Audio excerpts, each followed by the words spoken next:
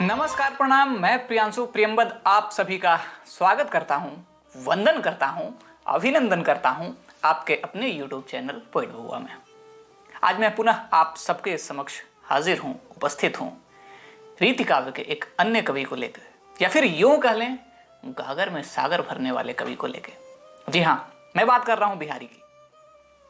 रीतिकाल के कवि हैं भाई, क्षमता तो उनके पास ऐसी है कि उसकी बात ही मत करो। इनके बारे में कहा जाता है कि ये गागर में सागर को भर देते हैं, मतलब कम शब्दों में ज्यादा से ज्यादा बात कहते हैं। इनका जो अभी हमें बिहारी सतसई का जो 25 पद पढ़ने हैं पाठ्यक्रम में, प्रत्येक पद में एक अलग अलग चलचित्र चलते हैं, मतलब चलचित्रों का खजाना भी कह लें इनके पास है।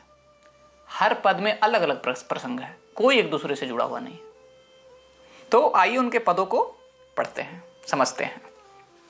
पहला पद है कि अंगुरी ने ऊंची भर भीति दे, उलमी चितय चखलोल, रुचि सो दूहू दुहून के चू में चारू कपोल।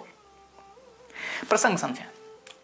नायक है, नायिका है, दोनों का घर ना एकदम पास पास है, बीच में एक भित्ति है, दीवाल है, बस उसका ओट है। तो कहते हैं अंगुरी ने ऊंची भर भीति दे। अब ये दीवाल है तो दीवाल पे अपनी अंगुली का जो पंजा है उसको ऐसे उठा के दीवाल के उस तरफ नायक नायिका एक दूसरे को देख रहे हैं, उछक उछक के भित्ति से उस तरफ देखने की कोशिश कर रहे हैं। अंगुरेनी ऊंची भर भीति दे, उलमी चितय चखलोल, अपने चंचल नयनों को एक दूसरे से मिलाते हैं। और उसके बाद क्या होता है? रुचि सो दूहू दूहन के चू में चारू कपोल। फिर एक दूसरे के रुचि के अनुसार परस्पर क्रिया करते हुए एक दूसरे के चारू कपोल यानी सुंदर कपोल, सुंदर गालों को चूमते हैं। तो देख रहे हैं बिंब, यानी कि नायक नायिका हैं, बीच में एक दीवाल है, एक तरफ नायिका का घर है, एक तरफ नायक का घर है।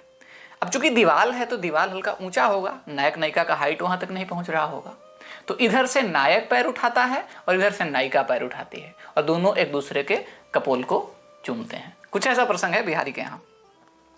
इसमें चूंकि परस्पर क्रिया हो रही है तो अन्योन्य अलंकार है, और बाकी तो आप समझ ही रहे हैं।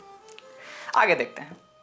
अधर धरत हरि के परत, ओठ डीठ पटज्योति, हरित बांस की बांसुरी, इंद्रधनुष रंग होती। अब यहां अलग कल्पना है। कहते हैं कि अधर धरत हरि के परत, ओठ डीठ पटज्योति। अधर मतलब ओठ। तो कृष्ण जो हैं, जैसे ही बांसुरी को अपने अधरों पे धरते हैं, यानी कि अधर धरत हरि के परत, ओठ उनके ओठ, डीठी यानी कि जो श्यामल जो उनकी दृष्टि है वो पट ज्योति, और पट ज्योति यानी कि जो पीतांबर वस्त्र पहने हैं वो, यानी कि उनके अधरों का रंग लाल होगा, आंखों का रंग श्यामल होगा, और पट ज्योति यानी पीली जो आभा निकल रही है उनके वस्त्र से, ये सारे रंग मिलके एक नया रंग बना रहे हैं। वो क्या हो रहा है आगे के पद में देखिए। हरित बांस की बांसुरी, इंद्रधनुष रंग होती। और जब ये सारे जो उनके ओठ का रंग, जो पीतांबर वस्त्र पहने हैं उसका रंग, और उनके नेत्रों का रंग श्यामल रंग जब मिलता है आपस में, तो ऐसा अनुमान लगता है जैसे मानो वो जो बांसुरी जो है ना उनके ओठ पर पड़ते ही इंद्रधनुष के रंग का हो गया। हाँ, हरी रंग की बांसुरी भी थी, तो हरा, पीला, श्यामल और लाल ऐसा मिलकर ऐसा बनता है मानो कि उस बांसुरी का जो रंग है ना वो हरा से सतरंगी हो गया, इंद्रधनुष के रंग का हो गया। तो हरित रंग की बांसुरी इंद्रधनुष रंग होती। अब इसमें इंद्रधनुष रंग में लुप्तोपमा अलंकार है। साथ ही चूंकि ये जो बांसुरी है वो अपने आसपास के वस्तुओं के कारण उसको रंगों ग्रहण करते हुए अपना रंग बदल ले रही है, तो इसमें तद्गुण अलंकार भी है। आगे के पद में देखते हैं कि अपनी गर्जनी बोलियती, कहाँ निहोरो तो ही, तू प्यारो मोजिए को, मोजिए प्यारो मोही। अब यहां मानवती नायिका है।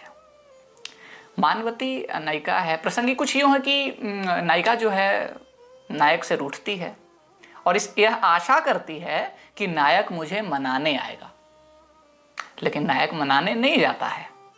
नायक रूठा हुआ छोड़ देता है, रहो ऐसे हैं, अब रूठी हो तो रहो, है ना, मैं मनाने बनाने नहीं जाने वाला। अब नायिका बेचारी ज्यादा दिन तक विरह में रह नहीं पाती, वो स्वयं ही बोलने चली जाती है नायक से, और कहती क्या है कि अपनी गरज नहीं बोली है तो मैं अपने गरज से, अपने स्वाद से तुमसे बोलने आई हूं। कहां निहारो तो ही, तुम्हारे लिए मैं नहीं, मैं अपने गरज से तुम्हें बोलने आई हूं। क्योंकि, और क्यों बोलने आया हूं वो समझो, तू प्यारो मोजिए को, मोजिए प्यारो मोही। क्योंकि तुम जो हो ना, मेरे जिए को, मेरे हृदय को, मेरे दिल को, मेरे मन को प्यारे हो, और मेरा मन मुझे प्यारा है। यानी कि तुम मेरे मन को प्यारे लगते हो और मेरा मन मुझे प्यारा लगता है, इसलिए मैं अपने मन के खातिर तुमसे बोलने आई हूं, ना कि मैं तुम्हारे लिए बोलने आई हूं। समझे? तो नया तरीका है। अब ये देखिए, इसमें मानवती नायिका है, एक आवली अलंकार है ना। आगे के पद में देखते हैं कि अरी खरी सटपट परी, विधु आगे मगहेरी, संग लगे मधुपनी लई, भागन गली अंधेरी। अब इसमें कृष्णाभिसारिका नायिका है।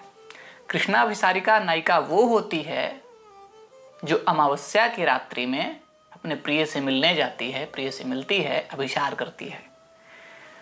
उसे शुक्ल पक्ष का चंद्रमा वो पसंद नहीं आता, चांदनी रात में वो नहीं निकलती, वो सिर्फ अमावस्या की रात में ही निकलती है।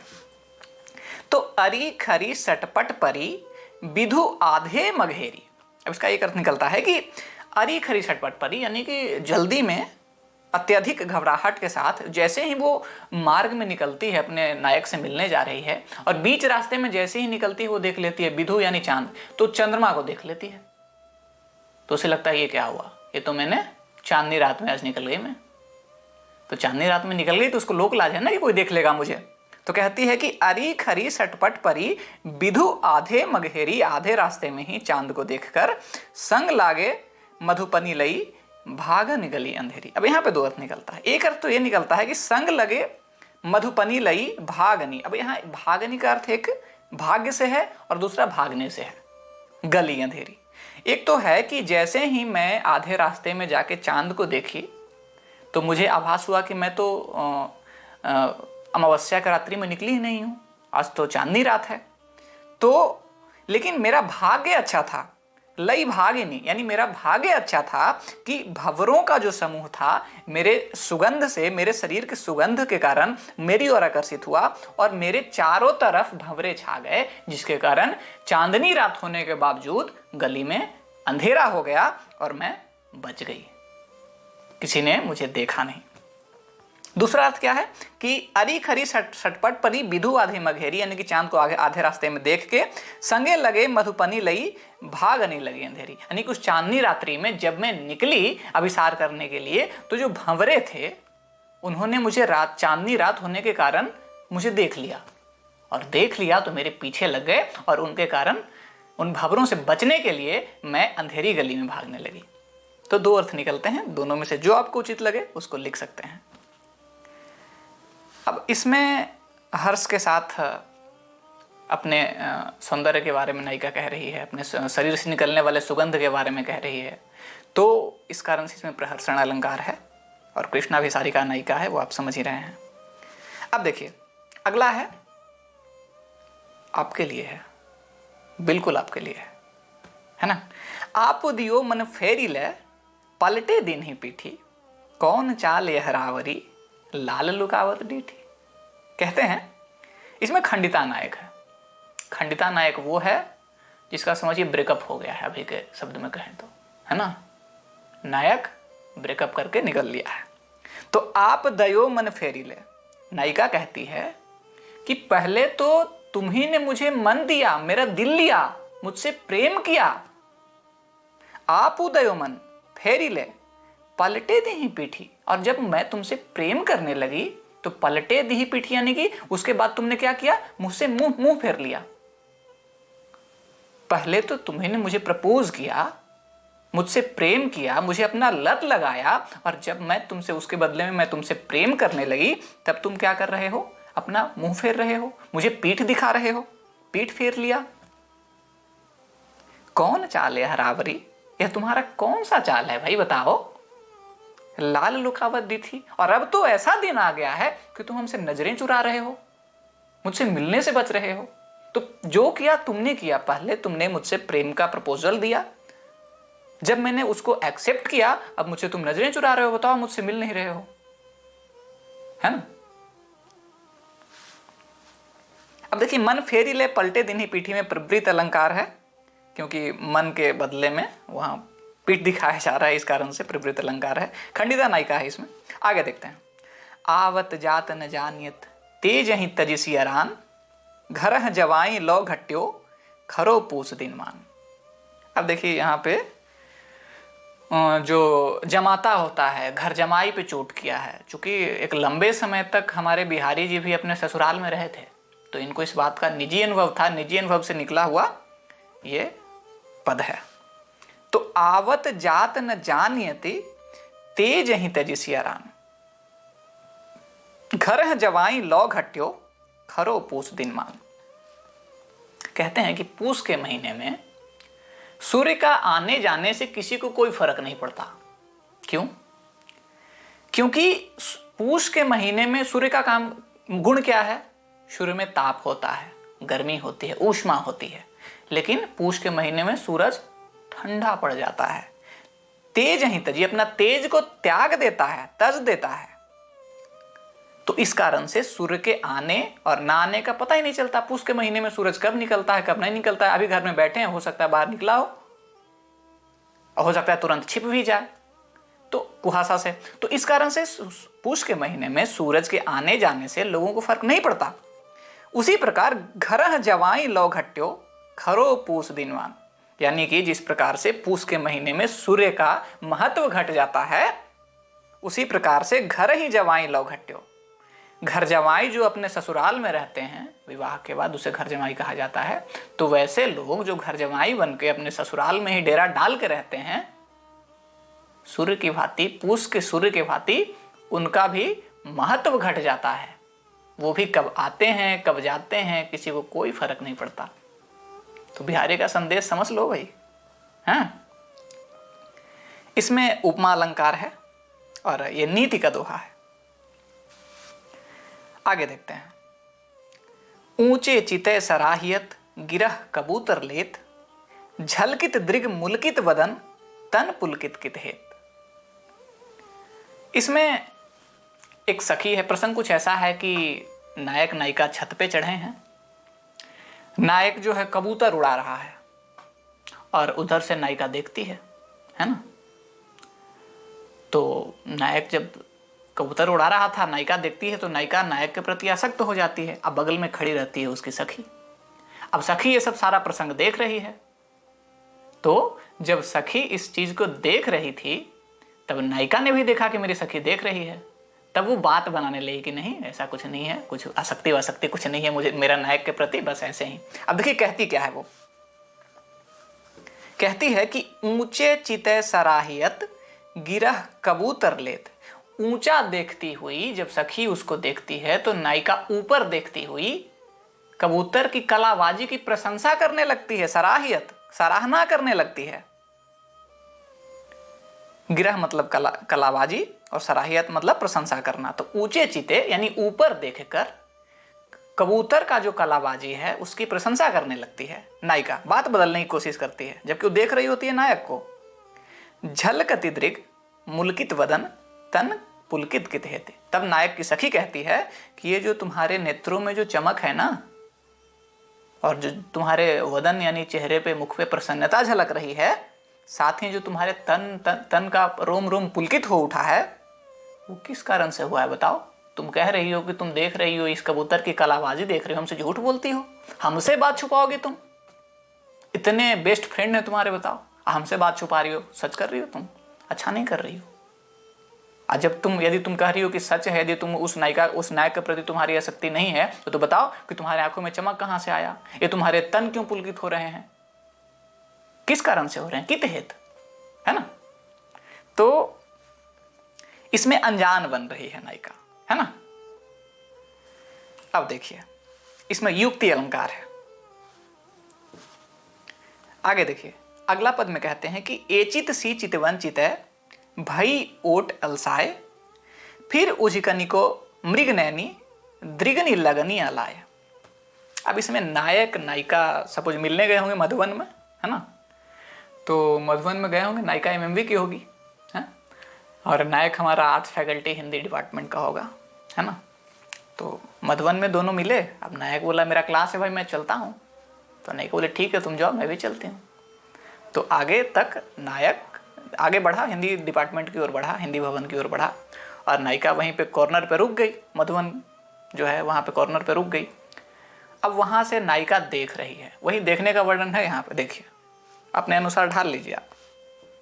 कहते हैं कि एचित सी चित वंचित है भाई ओट अलसाए, यानी कि नायक के चित्त के प्रति आकृष्ट नायिका, ऐचित मतलब आकृष्ट या अपनी ओर आकृष्ट करना, तो ऐचित सी चितवन यानी कि नायक के चित्त के प्रति आकृष्ट जो नायिका है वो नायक को छोड़ने आती है, वो जा रहा था तब तक भाई होटल सा। लेकिन नायक क्या करता है, उमान करने लगता है ससुर। वो मतलब जब देखता है कि नायिका हमको छोड़ने आई है तो मुड़ के देखवे नहीं करता है, उमान करता है, इधर उधर देखने लगता है, भाव खाता है थोड़ा सा। फिर उझिकौनी मृग नैनी दृगनी लगनिया लाए, तब नायक कुछ दूर चला जाता है। तब जहां तक नायक जा रहा होता है नायिका वहां तक उसको देखती है, और जब कुछ दूर चला जाता है तो पैर उझका उझका कर देखती है। उझक निको मृगनी मृग नैनी दृगनी लगनिया लाए, यानी कि जब वो नजर नहीं आने लगता है तो पैर ऊंचा करके अपने पंजे के बल पे नायक को देखती है। क्यों? क्योंकि नायक से उसके दृग लगे हुए हैं, उससे वो प्रेम करती है। एक तो इसका ही हो गया। अब इसका दूसरा समझिए, इसको दो अर्थों में समझ सकते हैं। एक तो नायक को सेंटर में रखा, अब इस बार नायिका को सेंटर में रखते हैं। देखें क्या होता है कि एचित सी चित वंचित है भाई ओट अलसाए। अब इस बार नायक को आकृष्ट करवाते हैं नायिका की ओर। तो एक नायक है जो नायिका के चितवन के प्रति, उसके सौंदर्य के प्रति आकृष्ट है, तो उसको देखता है नायक, है ना। नायिका खिड़की पे खड़ी होगी और नायक देख रहा होगा इधर से, है ना। तो एचित सी चित वंचित है भाई ओट अलसाए। अब जब देखती है नायिका कि नायक मुझे देख रहा है तो अलसाकर छिप जाती है, ओट ले लेती है ना। फिर उझिकौनो मृग नैनी, तब इस आशा से नायक वहां देखता रहता है कि उसका नयन पुनः उझककर नायिका से मिलेगा, और दृगनी लगनिया लाए, और एक दूसरे को फिर देखते हैं और इस प्रकार से प्रेम का संचार करते हैं, है ना। तो दो अर्थों में इसको समझ सकते हैं। अब देखिए अगला पद है ओठ ऊंचे हांसी भरी दृग भौहन की चाल मोमन कहा न पी लियो पियत तमाकू लाल। अब यहाँ तमाकू पीने का जिक्र है। अब देखिए गांव वगैरह में आप जाते होंगे तो एक बड़ा सा रहता है, उसमें ऊपर भरा जाता है कोयला वगैरह, और नीचे गोल रहता है, और उसको जब हुक्का जिसको बोलते हैं पिया जाता है तो आवाज करता है ना, एक तरह का आवाज करता है गुड़गुड़। तो वो नायक यहाँ पी रहा है, उसका वर्णन है। तो ओठ ऊंचे हांसी भरी, अब चूंकि वो पिएगा, एक पाइप के थ्रू पीता है उसको, तो वो पाइप पिएगा तो ओठ तो उसका ऊंचा होगा ही, है ना। तो ओठ ऊंचे हांसी भरी, और मुख पे हल्का सा मुस्कान है। अब देखिए नायिका खड़ी होगी सामने दरवाजे पे, नायक इधर बैठ के पी रहा होगा बरामदे में, है ना। तो नायिका गेट का आउट लेके खड़ी है, नायक पी रहा है। देखिए पूरा बिंब समझिएगा, अलग अलग बिंब घूमेगा दिमाग में। तो नायक क्या पी रहा है, हुक्का पी रहा है, और नायिका खड़ी है सामने। तो ओठ ऊंचे हांसी भरी, तो नायिका को देखने के बाद नायक के मुख पे हल्का सा एक मुस्कान भी है, हांसी भरी है। दृग भौहन की चाल, वो तो बहाना है भाई हुक्का पीने का, उसका भौहन है तो बार बार नायिका की ओर जा रहा है, कभी इधर देख रहा है कभी उधर देख रहा है, लेकिन ध्यान नायिका पर ही है, स्थिर नहीं है, चंचल है उसके नेत्र। तो दृग भौहन की चाल मोमन कहा न पी लियो पियत तमाकू लाल। वो नायिका कहती है कि वो जो नायक है वो तमाकू नहीं पी रहा है, जब मुझे उन नेत्रों से देखा, उन चंचल नेत्रों से देखा, उन प्रेम भरे नेत्रों से देखा, तो मुझे लगा कि उसने तमाकू के बदले मेरे मन को पी लिया है, यानी मेरे मन का हरण कर लिया है। मुंह मन कहा न पी लियो पियत तमाकू लाल, यानी कि तमाकू के बदले उसने मेरा वरण कर लिया है। आगे के पद में समझते हैं। कहते हैं कत लपटैयत मोगरे सोन जूहि निससैन जिही चबक बरनी किए गुलाला रंग नैन। अब ये भी आप पे सूट कर सकता है ना। कहते हैं कि कत लपटैयत मोगरे, नायिका कहती है। अब नायक जो है किसी दूसरे नायिका से भी प्रेम करता है, एक बार में 2-2 3-3 गर्लफ्रेंड रखने वाले लोगों के लिए ये है। तो किसी दूसरे लड़की के पास से, किसी दूसरे महिला के पास से नायक आता है अपनी बीवी के पास, अपनी गर्लफ्रेंड के पास, जिसके पास भी कह लीजिए। तो वो कहती है कत लपटैयत मोगरे, मेरे गले क्यों लग रहे हो भाई। पहली नायिका कहती है कि मेरे गले क्यों लग रहे हो, कत लपटैयत मोगरे, सोन जूही निस्सैन, मैं वो नहीं हूं जिसके साथ तुमने रात्रि गुजार के आया है। तुम मेरे गले मत लो, मेरे गले क्यों लग रहे हो, मैं तो वो हूं ही नहीं जिसके साथ तुम रात भर थे भाई, बताओ। जिही चबक बरनी किए गुलाला रंग ने, मैं वो नहीं हूं, जाओ उसी के पास। जिही चबक बरनी किए, उसी चबक वर्णी, उसी चंपा वर्ण की, उसी गौर वर्ण की नायिका के पास तुम जाओ जिसने तुम्हारे नैनों को लाल कर दिया है। और लाल क्यों कर दिया है भाई, अब रात भर नायक जागा है तो नेत्र तो लाल होंगे ही। तो उसी चबक वर्णी गौर वर्ण की नायिका के पास तुम जाओ जिसके कारण तुम्हारे नेत्र लाल हो गए हैं। गुलाला मतलब यहाँ लाल के संदर्भ में है, तो लाल रंग के जिसके कारण तुम्हारे नेत्र हो गए हैं उसी के पास जाओ। ये खंडिता नायिका है इसमें, है ना। अब देखिए अगला पद जो है ना वो हास्य है एक तरह से कह लें तो। कहते हैं कि कन देवो सौंप्यो ससुर बहुत थुरहथी जानी, रूप रचहटे लागी लग्यो मांगन सब जग आनी। अब किसी घर में बहू है और बहू का हाथ ना छोटा है, छोटी हथेली है उसकी। तो ससुर कंजूस है, कृपण है ना। तो कंजूस है तो उसने सोचा कि अब जो लोग दान मांगने आते हैं भिखारी लोग, उनको यदि मैं अपने हाथों से दूंगा तो मेरा तो इतना बड़ा है, एक बार में 2 किलो अटेगा, तो 2 किलो देना पड़ेगा। तो इसलिए मैं दान देने का काम न अपने बहू को दे देता हूं, क्योंकि उसके हाथ छोटे हैं तो मेरे घर से कम अनाज देना पड़ेगा। लेकिन यहाँ एक दिक्कत था, बहू का हाथ तो भले ही छोटा था लेकिन सुंदर बहुत थी। तो होता क्या है वो देखिए कि कन देवो सौंप्यो ससुर बहु थुरहथी जानी, छोटी हाथ, थुरहथी मतलब छोटे हाथों वाली। हाँ, तो बहू जो अपने छोटे हाथों वाली बहू को ससुर जो है कर्ण यानी अनाज के कर्ण देने का कार्यभार सौंप देता है कि क्योंकि उसके हाथ छोटे हैं इसलिए। रूप रहचटे लागी लग्यो, लेकिन जो भिखमंगे थे, जो भिखारी थे, वो अनाज लेने तो आए, लेकिन जब उन्होंने देखा कि वो जो अनाज देने वाली बहुत सुंदर है, तो भले वो अनाज कम ही क्यों ना दे रही हो, लेकिन उसके रूप सौंदर्य के चाहत में लाग्यो मांगन सब जग आनी। पहले तो एगो आता था मांगने, और अब पूरा जो अगल बगल के जितने भिखारी संप्रदाय के लोग थे वो सारे के सारे अब मांगने आने लगे। तो ससुर के साथ उल्टा पड़ गया, है ना। पहले तो कम, एक ही 2 लोग को देना पड़ता था, अब चूंकि उसकी बहू देने लगी है और वो सुंदर है तो उसको देखने के लिए वहां से सारे भिखारियों का समुदाय उसके दरवाजे पे पहुंच जाता था, जिसके कारण कम के बजाय और उसको अब ज्यादा अनाज देना पड़ता है। तो ये सब सिर्फ बिहारी ही लिख सकते हैं, उनके पास ये सब कौशल, इस सब पर कौन गौर करता है ना। अब देखिए अगला में तो खैर भाई हद कर दिए हैं।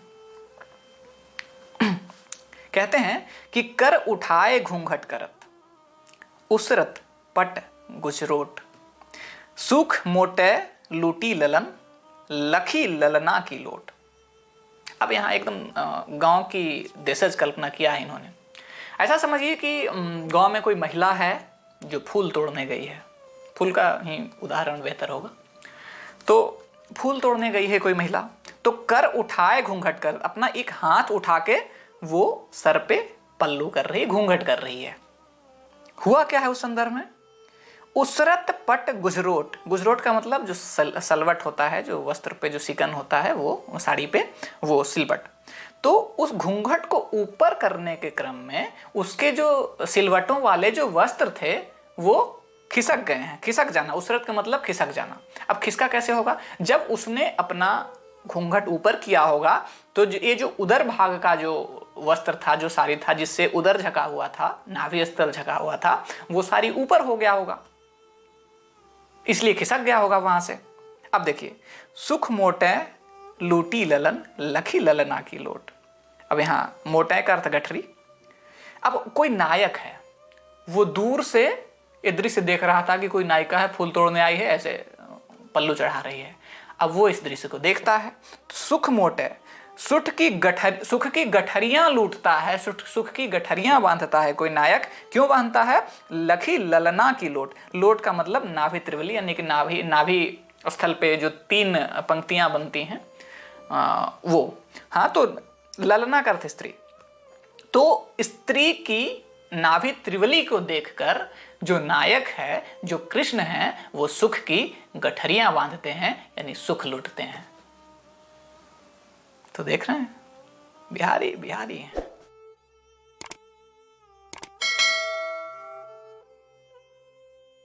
अगले पद में बिहारी कहते हैं कि करले सूंघ ही सराही के, सबय रहे गही मौन, गंधी अंध गुलाब को, गवई गाहक कौन। है ना, ये नीति का दोहा है। इसमें कहते हैं कि करले सूंघ ही सराही के, यानी कि कोई इत्र बेचने वाला किसी गांव में आया है। तो इत्र बेचने वाला आया है तो लोग का क्या आदत होता है, अभी भी आप लोग मॉल में जाते हैं, खास करके लड़कियां जाती हैं तो वहां देखती हैं सेंट है तो थोड़ा थोड़ा छिड़क कर देख लेते हैं, चाहे लड़के भी देखते हैं, ऐसा बात नहीं है। हाँ, तो गांव में भी इत्र बेचने वाला आया है तो स्वाभाविक सी बात है, से पूछा कैसा इत्र है भाई दिखाओ, तो सबको थोड़ा थोड़ा वो देता है। तो सब अपने हाथों पर लेके सूंघते हैं कि करले सूंघी सराही के, और सूंघने के बाद क्या करते हैं, उसकी प्रशंसा करते हैं, क्या बात है, कितना बढ़िया सेंट है ना।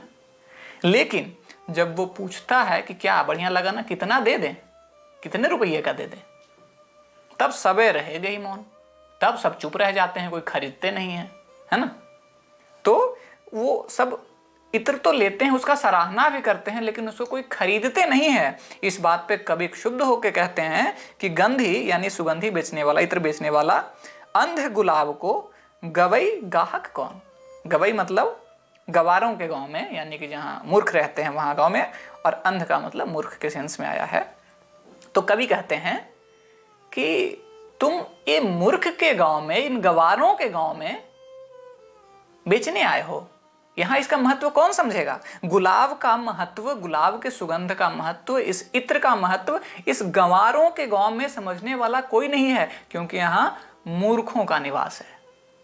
अर्थात कहने का मतलब है कि एक ज्ञानी पुरुष ही ज्ञान के महत्व को समझ सकता है। ज्ञान का पराकाष्ठा वहां नहीं साबित होगा जहां सिर्फ अज्ञानी पुरुष हैं। ज्ञान को महत्व सिर्फ वहां मिल सकता है जहां ज्ञान को समझने वाले लोग हैं।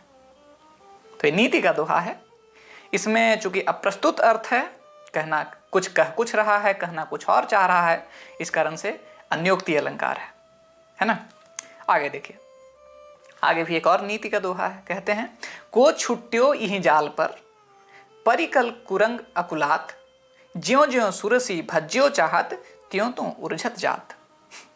अब इसमें कहते हैं कि को छुट्टियो यही जाल परी, कल कुरंग अकुलात। कुरंग का मतलब हिरन होता है। तो हिरन से कहते हैं कि हिरन तुम अकुलाते क्यों हो, को छूटे हो ही जाल परी। इस जाल में एक बार पड़ने के बाद कौन छूटा है, और जाल कैसा है, ये मोह बंधन का जाल है। तो हिरन यहां जीव का प्रतीक है। तो यदि कोई जीव मोह माया के बंधन में एक बार फंस जाता है, इस जाल में फंस जाता है, तो चाहे वो कितना भी मशक्कत कर ले, कितना भी छटपटा ले, कितना भी विचलित हो जाए, कसमसा ले, लेकिन वो छूटता नहीं है। तो को छुट्टियो यही जाल पर, कौन इस जाल से छूटा है। ज्यों ज्यों सुरसी भज्यो चाहत, त्यों त्यों उर्झत जात। ज्यों ज्यों वो इससे भज्यो चाहत यानी कि भागना चाहता है, छूटना चाहता है, त्यों त्यों ही वो और उलझता जाता है। यानी कि ज्यों ज्यों हम इस मोह माया के बंधन में जकड़ते हैं और चाहते हैं कि अब इससे निकल जाए, अब इससे निकल जाए, लेकिन जब जब निकलने की चेष्टा करते हैं तब तब और भी उसमें बंधते ही जाते हैं। तो ये भी एक नीति का देह था, इसमें भी अन्योक्ति अलंकार है। आगे देखिए, गाढ़े ठाढ़े कुचनी ठिली, को पियहिया ठहराए, उकसे ही तो हिये दई सबे उकसाए। इसमें कहते हैं नायिका के यौवनावस्था का वर्णन है। नायिका अब किशोर हो रही है, जवान हो रही है, तो उसके शारीरिक उभार आदि का इसमें वर्णन है। कहते हैं कि गाढ़े ठाढ़े कुचनी, कुचनी का अर्थ है वक्ष से। हाँ, तो कहते हैं कि तुम्हारे जो एक कठोर उभरे हुए उन्नत जो वक्ष हैं, उसके हिलने के पश्चात, उससे धक्का देने के पश्चात कौन सी ऐसी नायिका है जो तुम्हारे प्रियतम के हृदय में रह सकती है ना। यानी कि तुम्हारा यौवन इस प्रकार का है कि हर नायक जो है तुम्हारे ही प्रति आसक्त हो रहा है। तुम्हें देखने के पश्चात वो किसी और के प्रति आसक्त नहीं हो पा रहा है, उसके हृदय में, उसके हिया में कोई और नहीं ठहर रही है। उक्सों ही तो हिये दई सबे उकसाए। और अभी तो तुम्हारा यौवन अभी प्रारंभ हुआ है, अभी तो शारीरिक परिवर्तन और भी जटिल होंगे, और भी कठोर होंगे। तो अभी ही नायक का ये हाल है कि तुम्हारे इस सौंदर्य पर ही नायक किसी अन्य स्त्री को अपने हृदय में स्थान नहीं दे रहा है। तो जब तुम्हारे जो शारीरिक उभार और प्रगाढ़ हो जाएंगे और जटिल हो जाएंगे, तब उसके समक्ष कौन टिक सकेगा। उकसों ही तो को ही दई सबे उकसाए। और वो जब पूरी तरह से उन्नत होगा तो नायक के हृदय में जो भी नायिका है, अन्य नायिका है, उसको वहां रहने नहीं देगा, उन सबको उकसा के बाहर फेंक देगा, है ना। तो इसमें नायिका के शरीर का वर्णन था, उसका शारीरिक सौंदर्य का वर्णन था। इसमें विभावना अलंकार है। आगे देखते हैं। चमचमात चंचल नयन, बिच घूंघट पटझीन, मान हो सुर सरिता विमल, जल जुग उछरत मीन। अब देखिए, चूंकि रीतिकाल का कविता हम पढ़ रहे हैं, तो रीतिकाल के कवि रसिक थे, और जैसा कि मैंने पहले वीडियो में ही बताया था, श्रृंगार की रचनाएं किए हैं। और कई रचनाएं तो ऐसे हैं, जैसे पिछला वाला भी मैंने पढ़ा, कि यदि मैं इसे स्वच्छ शब्दों में ना कहूँ, जटिल शब्दों में ना कहूँ, तो शायद मैं कैमरे के सामने कह भी ना पाऊँ। लेकिन हाँ, यदि मैं उन बातों को आपके समक्ष ना रखूँ, कवि के भाव को आपके सामने ना रखूँ, तो एक कवि की कविता के साथ न्याय नहीं होगा। तो मेरा कहना धर्म है, और आप वयस्क हैं, ये मैं मान के चलता हूँ। तो आपके समक्ष मुझे कहने में कोई शर्मो हया नहीं है, तो मैं अपनी बात को, कवि की बात को आप तक पहुँचाऊँगा। ठीक है, आगे देखते हैं। इसमें अगला ये जो पद है, इसमें नायिका के नयनों का, चंचल नयनों का बड़ा ही सुंदर अनुप्रास का इसमें गजब छटा है भाई। देखो क्या होता है अनुप्रास से। चमचमात चंचल नयन, बिच घूंघट पटझीन। नायिका जो है बीच मुख तक घूंघट कर चुकी है। हाँ, तो लेकिन कैसा घूंघट है? झीना है ना, पारदर्शी है। तो उन झीने घूंघट के बीच से जो नायिका का जो नयन है, चंचल नयन है, वो चमचमा रहा है, चमक रहा है। चमचमात चंचल नयन, बिच घूंघट पटझीन, मानहु सुर सरिता विमल, जल उछरत जुगमीन। यहां उत्प्रेक्षा अलंकार है, मानहु। ठीक है, तो मानहु सुर सरिता विमल, जल उछरत जुगमीन। ये प्रतीत कैसे हो रहा है? जैसे सुर सरिता विमल, सुर सरिता मतलब गंगा, तो गंगा के स्वच्छ जल में, पवित्र जल में दो मछलियां उछल रही हो। जुग का मतलब दो, मीन का मतलब मछली, उछरत का मतलब उछलना। तो नायिका का जो दो नेत्र है, उसके घूंघट के पीछे से, उसके छीने घूंघट के पीछे से जो दो नेत्र नजर आ रहे हैं, वो ऐसा प्रतीत हो रहा है मानो गंगा के जल में दो मछलियां उछल रही हो। इसमें अनुप्रास और उत्प्रेक्षा अलंकार है। अब देखिए आगे पढ़ते हैं कि जब जब वै सुधि कीजिए, तब तब सब सुधि जाही, आँखिन आँखी लागी है, आंखों लागती नाही। विरोधाभास अलंकार का ये सर्वोत्तम उदाहरण है। कहते हैं कि जब जब वै सुधि कीजिए, जब जब मैं अपने प्रियतम को याद करती हूं, उसके बारे में सोचती हूं, तब तब सब सुधि जाही। तब तक मैं सब कुछ भूल जाती हूं, तब मुझे कुछ याद नहीं रहता। जैसे ही मेरे प्रियतम का याद मेरे हृदय में, मेरे मन में, मेरे मस्तिष्क में आती है, तब मैं और कुछ याद नहीं कर पाती हूँ, सब सुधि भूल जाती हूँ। तब तब सब सुधि जाही, तब सब याद चली जाती है। आँखिन आँखी लागी है, रहे आंखों लागती नाही। यानी कि जो मेरी आंखें हैं मेरे प्रियतम से लगी है, मैं अपने प्रियतम के प्रेम में अनुरक्त हो चुकी हूं। लेकिन इस कारण से होता क्या, चूंकि मेरा प्रियतम मेरे पास नहीं है, तो वियोग के कारण, वियोगावस्था के कारण, विरहावस्था के कारण आंखों लागती नहीं, मेरे आंखों की नींद चली गई है, मैं अपने प्रियतम के बिना सो ही नहीं पाती हूं। इसमें विरोधाभास अलंकार है। अब देखिए आगे एक और कृष्णाभिसारिका नायिका का वर्णन है। निसी अंधियारी नीलपट ए हिरी चली पिय गेह, कहों दुराई क्यों दुरै दीप सिखासी दे। अब रात्रि में कोई नायिका अपने नायक से मिलने चली है, मानो एमएमबी से नायिका निकली है ना, और उसको जाना है आगे वीटी पे मिलने जाना है ना, रात्रि है।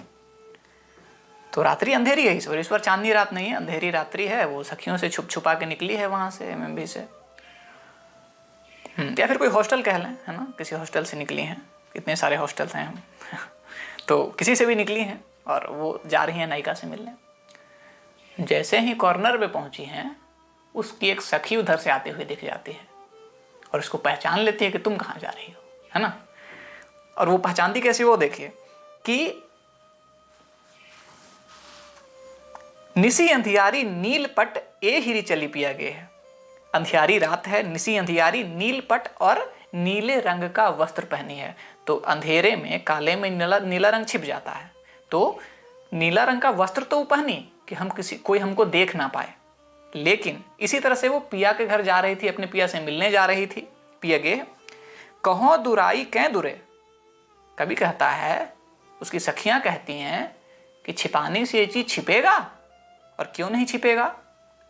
दीप शिखा से दे, वो नायिका का जो शरीर है वो दीप के शिखा सी है, और दीप की शिखा कैसी होती है, उज्जवल होती है, जो कि दूर से ही दिख जाती है। तो नायिका की सौंदर्य ऐसा है, उसकी सुंदरता ऐसा है कि ऐसी है जैसे मानो कि दीप शिखा सी हो। तो नायक की सखियां उसे पहचान लेती है, भले ही वो अंधेरी रात में नीला वस्त्र पहन के ही क्यों ना निकली हो, लेकिन नायिका उसको रास्ते में पकड़ लेती है, चलो वापस, कहाँ जा रही हो, है ना। खैर अब देखिए आगे कहते हैं कि नीकी लसत लिलार पर टीको जरित जराए, छब ही बढ़ावत रवि मनो शशि मंडल में आए। यहाँ भी मतलब रूप सौंदर्य का गजब वर्णन है। कहते हैं कि नीकी लसत लिलार पर, नीकी मतलब अच्छा लगना, लसत मतलब सुंदर, लिलार समझ रहे हैं, पर टीको जरित जरा, टीका का अर्थ यहाँ टिकुली से लगा लीजिए, टिकुली जो बीच में बिंदी लगाते हैं नायिकाएं, उससे। तो कवि कहते हैं कि नीकी लसत लिलार पर टीको जरित जराए, नायिका के जो ललाट है, लिलार है, उस पे टीका ऐसा लग रहा है जैसे मानो उस पे किसी सुनार ने जर दिया, उस पे जरा गया है वो। तो नीकी लसत लिलार पर टीको जरित जरा है, उसका टीका जरा हुआ प्रतीत हो रहा है। जरा मतलब जला हुआ नहीं, जड़ा हुआ, जो जराव का काम होता है, जो सुनार लोग करते हैं, वैसा प्रतीत हो रहा है, जैसे उसके ललाट के बीच में टीका जरा हुआ है, मढ़ा हुआ है वहां पे। छवि ही बढ़ावत रवि मनो शशि मंडल में आए। और वो लग कैसे आ रहा है, गजब उपमा देते हैं इसका। कहते हैं कि छवि ही बढ़ावत रवि मनो, ऐसा लग रहा है जैसे रवि यानी सूर्य स्वयं छवि आके उसका बढ़ा रहा है। किसका, शशि मंडल में आए, शशि मंडल में आकर सूर्य छवि बढ़ा रहा है। इसका मतलब क्या हुआ, यानी कि नायिका का जो मुख है वो चांद के समान उज्जवल है, यानी कि चंद्रमुखी नायिका है, और जो टिकुली वो साटी है, वो लगाई है, वो लाल वर्ण का होगा। तो रवि लग रहा है उसके शशि मंडल में, यानी कि उसके मुख के, उसके ललाट के बीच में आके उसके मुख की आभा बढ़ा रही है। ऐसा लग रहा है कि चंद्रमा है, उस पे लाल सूरज का बिंदी लगाया गया हो। कभी कल्पना देख रहे हैं। हाँ, इसमें उत्प्रेक्षा अलंकार है। आगे के पद में बिहारी कहते हैं कि पल न चले जकी सो रही, थकी सी रही उसास, अब ही तन रितयो कहाँ, मन पठयो के ही पास। इसमें परकिया नायिका है जो पर पुरुष से प्रेम करती है। अब देखिए, पल न चले जकी सो रही, जकी मतलब अचंभित रहना, सहमी सी रहना, डरी सी रहना, है ना। तो पल न चले, सखी कहती है नायिका से, प्रश्न करती है कि उस नायक को तुम अपलक भाव से देखती रहती हो, पल न चले, तुम्हारा पलक तक नहीं झपकता उस नायक को देखने के बाद, उसको याद करती रहती हो। जकी सो रहे, हमेशा डरी सहमे सी रहती हो। थकी सी रही उसास, थकी सी रहती हो, उसके याद में हमेशा खोई खोई रहती हो, थकी सी रहती हो और लंबी लंबी सांसें लेती हो। आगे कहती हैं कि अब ही तन रितयो नहीं, अब तो ऐसा लगता है जैसे तुम्हारा तन जो है ना वो निर्जीव हो चला है उसके याद में, उसके लिए। तुम्हारे तन में ना प्राण नहीं है, रितयो है, खाली है तुम्हारा तन। रितयो का मतलब खाली, तुम्हारा तन खाली हो चुका है। कहाँ मन पठयो कहीं पास, मन को किसके पास भेज दी हो, अपना मन किसे दे चुकी हो, खाली खाली रहती हो। एक अर्थ में तो ये समझ ले। दूसरे अर्थ में इसको एक और अर्थ में हम समझ सकते हैं, कहते हैं कि पल न चले जकी सो रहे, अपलक भाव से तुम नायक को देखती रहती हो। थकी सी रही उसास, और थकी थकी सी लगती हो, थकी थकी सी प्रतीत होती हो। लंबी लंबी आहें भरती हो, सांसें भरती हो, सांसें लेती हो। तुम्हारा अभी से ये दशा है। अब इसमें दिखाने की कोशिश किया गया है कि नायिका का उम्र छोटा है। तब दूसरी सखी उसकी कहती है कि अब ही तन रितयो नहीं, अभी तो तुम्हारा तन भी नहीं भरा है, अभी तो पूर्ण यौवन को भी प्राप्त नहीं की हो। मन पठ्यो के पास, और अभी से ही किसी और को अपना मन दे बैठी। तो बताओ, अभी तुम्हारी ये करने की उम्र है? नहीं, अभी पूर्ण यौवनावस्था को प्राप्त करो। तो इसको दो अर्थों में समझ सकते हैं। आगे के पद में कहते हैं बिहारी कि प्रेम अडोल डुले नहीं, मुख बोले अनखाए, चित उनकी मूरत बसी, चितवन माही लखाए। इसमें प्रेम का आदर्श है मुख्य रूप से। कहते हैं, प्रसंग को समझ लें कि नायक है, नायिका है और उसकी नायिका की सखी है। तो नायक जो है नायिका के पास नहीं है, नायिका से दूर है। तो उस परिस्थिति में प्रत्यक्ष रूप से नायिका प्रेम का इजहार नहीं करती, लेकिन हाँ, मन में उसका प्रेम नायक के प्रति प्रगाढ़ है। तो इस बात पर नायिका की सखी कहती है कि प्रेम अडोल डुले नहीं, तुम चाहे तो मुझसे छुपा लो, प्रेम व्यक्त ना करो अपने नायक के प्रति। प्रेम अडोल है, जो कि डुलता नहीं है, जो कि हिलता नहीं है, अपने जगह पे स्थिर होता है। प्रेम अस्थाई है, भले ही तुम्हारा प्रेम चलायमान ना है, स्थिर है। मुख बोले अनखाए, और मैं तुमसे जब तुम्हारे प्रीतम के बारे में पूछती हूं तो तुम मुझे डांटकर बोलती हो, क्रोधित होकर बोलती हो।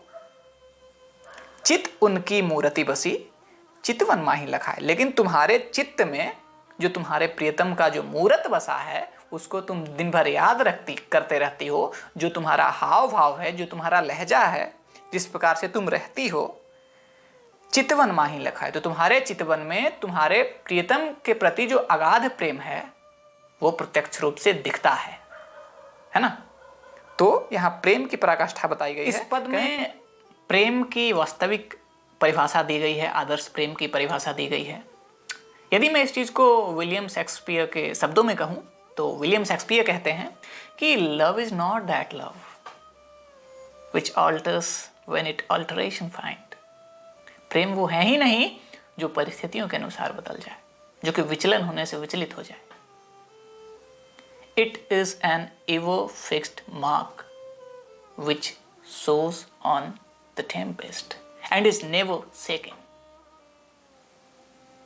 It is the star for every wandering bark. प्रेम तो वो है जो हजारों लोगों को पथ दिखाता है, मार्ग दिखाता है, वो अपने जगह से विचलित नहीं होता। प्रेम तो अडोल है, प्रेम अडोल डुले नहीं। बहरहाल आगे देखें तो आगे लिखते हैं, आगे भी एक नीति का दोहा है। इसमें कहते हैं कि बढ़त बढ़त संपत्ति सलील, मन सरोज बढ़ी जाए, घटत घटत सु न फिरी, घटे बरु समूल कुम्हिलाए। इसमें धन का जो नश्वरता है और धन के प्रति मानव की जो आकांक्षाएं होता है, जो मानव की आकांक्षाएं होती है वो बढ़ती जाती हैं एक बार धन के आने के बाद। उसको बड़े अच्छे तरीके से समझाया है कि बढ़त बढ़त संपत्ति सलील। संपत्ति रूपी जब सरोवर बढ़ती है, मन सरोज बढ़ी जाए। जैसे जैसे लोगों के पास जब संपत्ति आना शुरू होता है लोग अमीर धनवान बनते जाते हैं, तो मन की जो आकांक्षाएं हैं वो भी बढ़ती जाती हैं। अब मेरे पास अभी साइकिल है, मैं मोटरसाइकिल खरीदूंगा। मेरे पास मोटरसाइकिल है, मैं कार खरीदूंगा। कार है तो कार में और वैरायटीज आती हैं, वो खरीदूंगा। BMW खरीदूंगा, ऑडी खरीदूंगा, रेंज रोवर खरीदूंगा। जैसे जैसे पैसा आएगा हायरबूसा खरीदूंगा। इस तरह से जब वो हो गया, अब फ्लैट बनाऊंगा, ये करूंगा। यहाँ यदि एक जगह बनारस में फ्लैट है मेरा, तो मैं अब कलकत्ता में बनाऊंगा, मुंबई में बनाऊंगा। अपना विस्तार करना चाहता है। तो बढ़त बढ़त संपत्ति सलील मन सरोज बढ़ जाए। तो संपत्ति रूपी सरोवर में जल का स्तर बढ़ने से जो मन का जो सरोज यानी कमल है वो भी बढ़ जाता है। आगे कहते हैं कि घटत घटत सुना फिरी, घटे बरु समूल को मिलाए। और लेकिन जब वो घटता है, जब जो पानी है वो घटता है, जो सरोवर का पानी है वो घटता है, तो कमल नहीं घटता। कमल उतना ही पे रहता है। वो अपने समूल के सहित मुरझा जाता है, नष्ट होना पसंद करता है, लेकिन घटता नहीं है। इसी प्रकार जब मन एक बार बढ़ जाता है तब फिर वो घटता नहीं। जब समाज में एक बार आपका स्टेटस बन जाएगा तो आप हर हाल में चाहेंगे कि मेरा स्टेटस और ऊपर जाए, नीचे नहीं आए। तो वही कहते हैं कि एक बार, जैसे कमल में क्या गुण होता है, जैसे कमल कभी भी जल के नीचे नहीं रहता। यदि अभी इतना पानी है तो कमल यहाँ पे रहेगा, ऊपर रहेगा उसके। अचानक इतना पानी हो गया तो कमल यहाँ पर ही रहेगा, नीचे पानी में डूबेगा नहीं कमल। लेकिन जैसे ही पानी वापस इतना पे आया तो कमल इतना ही पे रहेगा, कमल नीचे नहीं आएगा, कमल इतना ही पे रहेगा। इस कारण से होता क्या है, वो कुम्हला जाता है, सूख जाता है। इसी प्रकार से मन भी वैसा ही है, मन भी चंचल है। तो जैसे जैसे संपत्ति आता है हमारा मन भी बढ़ते जाता है कि और संपत्ति आए। लेकिन उस कारण से होता क्या है, घटा क्या उठाना पड़ता है कि मेरे पास जो होता है वो भी खो देते हैं, सूद समेत गंवा देते हैं पूरी तरह से। ये बात है। अब देखिए, ये भी नीति का दोहा था धनवान के लिए। इसमें रूपक अलंकार है और बढ़त बढ़त घटत घटत में पुनरुक्ति अलंकार है। ठीक। अब देखिए, बसी सकोच 10 बदन बस, सांच दिखावती बाल, सियलो शोधति तियत नहीं, लगनी अगनी की ज्वाल। इसमें 10 बदन रावण के लिए आया है और सिया सीता के लिए आया है। अब देखिए, कहते हैं कवि कि संकोच बस यानी रावण रूपी संकोच बस जो बालाएं हैं, जो बालिकाएं हैं, जो नायिका है, अपने सच्चे प्रेम को दिखाती है लेकिन उसे प्रकट नहीं कर पाती है ना। लेकिन सियलों शोधति तियतनहि, लगनी अग्नि की ज्वाल। लेकिन अब क्या है, सिया की तरह यानी सीता की तरह, सीता ने जिस प्रकार से अग्नि में खुद को तपाकर खुद की पवित्रता को सत्यापित किया था, उस प्रकार से नायिकाएं भी अपने शोधती मतलब शुद्ध करना। तो नायिकाएं जो हैं अपने प्रियतम के विरह में, विरहाग्नि में जल के, उनके प्रेम के अग्नि में जल के खुद को शुद्ध कर रही हैं, खुद को उनके प्रति समर्पित कर रही हैं। कुछ इस तरह का भाव इसमें था। इसमें प्रेम की महिमा को बताया गया है। शीयलों यहाँ पर उपमा अलंकार पद है। इसमें एक और जो अर्थ है परिलक्षित होती है। इसको यूं भी कह सकते हैं कि बसी सकोच 10 बदन बस, सांच दिखावती बाल।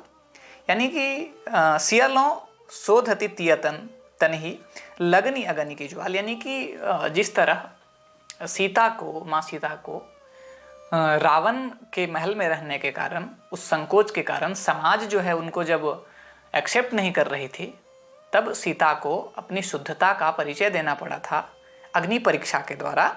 सांच दिखावती वाल अपनी सत्यता का प्रतीक दिखा रही थी, सत्यता को साबित कर रही थी। उसी प्रकार से जो ये नायिका है, सियलों सीता की तरह नायिका जो है विरह की अग्नि में, नायक की प्रेम की अग्नि में अपनी अग्नि परीक्षा दे रही है, उस अग्नि में जल रही है और खुद को शुद्ध कर रही है। यानी कि खुद की शुद्धता का परिचय, नायक के प्रति खुद का जो एकनिष्ठ प्रेम है, नायक के प्रति जो उसका समर्पण है, उसका परिचय दे रही है। तो इस अर्थ में भी इसको समझ सकते हैं। आगे देखिए, कहते हैं कि बिछुरे जिए संकोच, यह बोलत बने न बहन, दो दौरी लगे हिए, किए निचौहे नैन। अब इसमें आगत पथिका नायिका है जिसका पति आया है अभी विदेश से, बाहर से। तो इसमें नायक जो है कहीं बाहर रहता था, अब वो आया है घर। अब घर में हैं काफी लोग, तो आते ही उसने नायिका को देखा, नायिका ने नायक को देखा। अब चूंकि बहुत लंबे विरह के बाद एक दूसरे को देख रहे हैं तो मिलने की उत्कंठा तो है एक दूसरे से मिलने की, लेकिन चूंकि घर में लोग हैं तो उस संकोच के कारण एक दूसरे से मिल नहीं रहे हैं। देखिए क्या है कि बिछुरे जिए सकोच या, इतने दिन से बिछड़े हुए थे लेकिन संकोच के कारण बोलत बने न बैन। बोलने में नहीं बन रहा है, बैन मतलब वाणी बोलने में नहीं बन रहा है। दोनों नायक नायिका चुप हैं। दो दौरी लगे ही है, लेकिन मौका मिलते ही दोनों दौड़कर एक दूसरे को हृदय से लगा लेते हैं, गले लग जाते हैं। किए निचौहे नैन, लेकिन उनको आभास होता है कि अगल बगल लोग हैं तो लोक लाज के कारण लज्जावश झेप जाते हैं और अपना नेत्र नीचे कर लेते हैं। तो कुछ इस प्रकार का प्रसंग, बस इतना ही प्रसंग था इसमें। अब देखिए आगे लास्ट है 25वां पद हम लोग पढ़ रहे हैं। बिरह बिथा जल परम बिन बसियत मोहियताल, कछु जानत जल थंभ विधि दुर्योधन जौलाल। नायिका कहती है, नायिका चूंकि नायक के विरह में दग्ध है और नायक पे कोई फर्क नहीं पड़ रहा, तो नायिका कहती है कि बिरह बिथा जल परम बिन, यानी कि मेरे हृदय में जो इतना विरह की अग्नि है, उस जल में तुम, उस विरह अग्नि में तुम जले बिना, उस व्यथा के जल में तुम भीगे बिना, उसमें डूबे बिना तुम मेरे हृदय में निवास करते हो। अर्थात मैं विरह में जल रही हूं लेकिन उस विरह का तुम पर कोई असर नहीं हो रहा है। बसियत मोहिए, मेरे हृदय, ताल यानी सरोवर, तो मेरे हृदय रूपे तुम तालाब में, सरोवर में तुम निवास करते हो। कछु जानत जल थंभ विधि दुर्योधन जौलाल, तुम दुर्योधन की तरह जल स्तंभन करने की कोई विधि जानते हो कि जिसको जल में जाने का कोई प्रभाव नहीं पड़ता है। दुर्योधन में एक शक्ति थी कि वो जल में जाके काफी लंबे समय तक रह सकता था और उसको कोई प्रभाव नहीं पड़ता था। जैसे वो जल के बाहर रहता था, जल के अंदर भी वैसे ही रहता था। उसको जल स्तंभन की विधि बोलते हैं। तो तुम्हारे पास दुर्योधन की तरह कोई जल स्तंभन की विधि है जो तुम मेरे इस विरहाग्नि को झेल लेते हो, उसका तुम पे कोई असर नहीं पड़ता है। मैं दुख में हूं, मैं विरह में हूं, मैं व्यथा में हूं और तुम हो शांति से, तुम पर उसका कोई असर ही नहीं पड़ता है, तो तुम्हें जल थंभन की विधि आती है। तो नायिका उपलम्भ करती हुई नायक पे कहती है, इसमें पूर्णोपमा अलंकार है। ठीक है, तो इस प्रकार से हमने 25 पदों को समाप्त किया। तो बिहारी इसी के साथ समाप्त होते हैं। अब मिलते हैं किसी अगले कवि के साथ, तब तक के लिए शुक्रिया।